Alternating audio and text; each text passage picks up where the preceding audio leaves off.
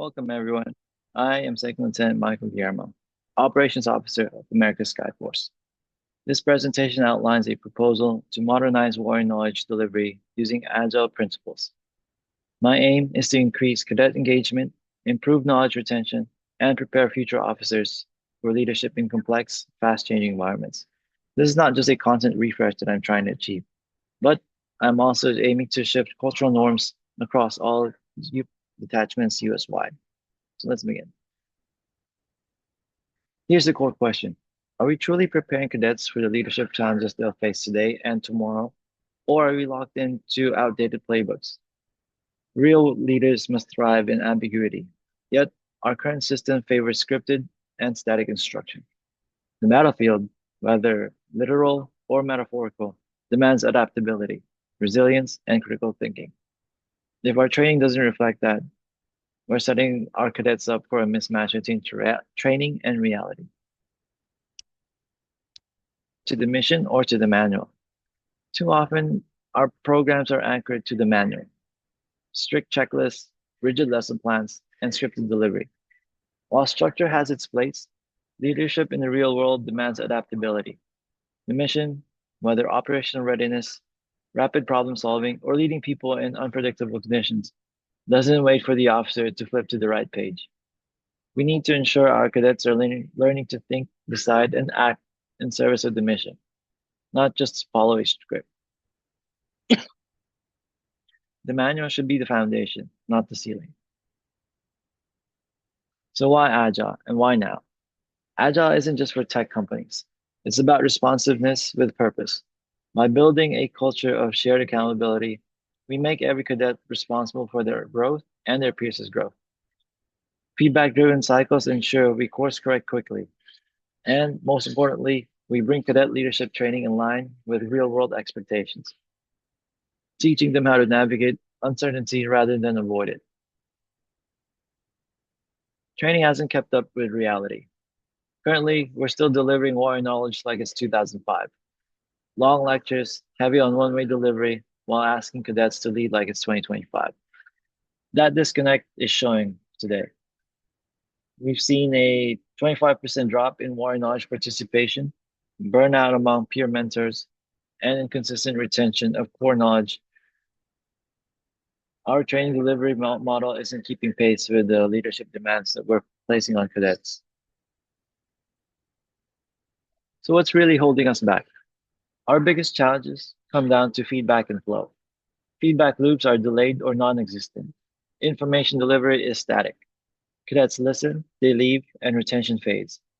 Cadre are overloaded, mentors lack structural support, and there's no system to track learning velocity. Without excuse me, without visibility into how quickly and effectively cadets are absorbing knowledge, we're just flying blind. Trends and themes. The data reinforces what we're hearing anecdotally.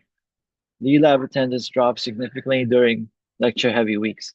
Nearly half of cadets fail quick post-brief checks, and peer mentors report unclear expectations and fatigue with repetitive, non-interactive content. We need to address both the structure and the energy of our learning environment. Adaptive learning through agile cadet leadership.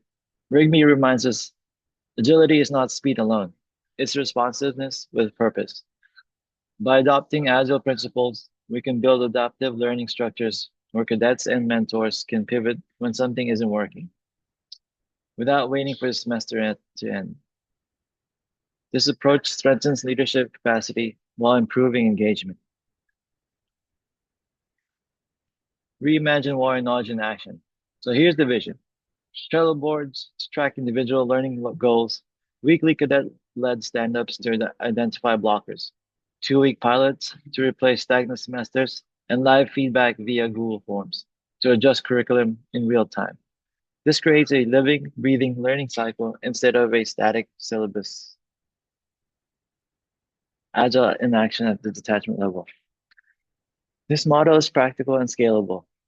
Weekly stand-ups give cadets ownership. After action reviews, keep both cadets and cadre aligned. Bi-weekly sprints ensure curriculum relevance, and retention checks turn learning into a measurable process rather than assumed outcome. How does this impact the whole team? Cadets take ownership of their growth, mentors shift from being content carriers to being coaches, and cadre move from delivering content to enabling leadership. It's a redistribution of responsibility that builds resilience and capability at every level. So, how do we test it? We're not jumping into a full scale transformation overnight. We'll start with a single module, Skyforce Heritage, for example. We'll run it in one detachment over 4 weeks. This pilot will include stand ups, retros, and assessments, culminating in a post pilot review for command staff. Data will guide the decision to expand from there. And how do we measure the agile impact? Our success metrics are clear: participation rates, speed of feedback, retention on weekly checks, and mentor satisfaction. Each metric directly reflects our goals of engagement, responsiveness, and readiness. We're basing this on built on proven principles. So this initiative isn't just theory; it's grounded in proven frameworks like the Agile Golden Mean and Hayward's dual operating model. Additionally, doing Agile Right's guidance on balancing structure with empowerment. We're adapting corporate and military proven strategies to meet the unique needs of cadet leadership development. The Agile Cadet Delivery Model. This connects leadership development with iterative, data-driven improvements. It's designed to make cadets training more adaptive and mission-focused while maintaining the necessary structural guardrails. So from control to collaboration, I have a quote here. You don't train leaders to take initiative by scripting their every move. This shift is about creating a leadership lab where cadets make decisions, adapt, and own outcomes, mirroring the real world environments they'll step into. This is our moment to lead. We have the data, we have the tools, and we have the need. Waiting means continuing to lose engagement and leadership potential.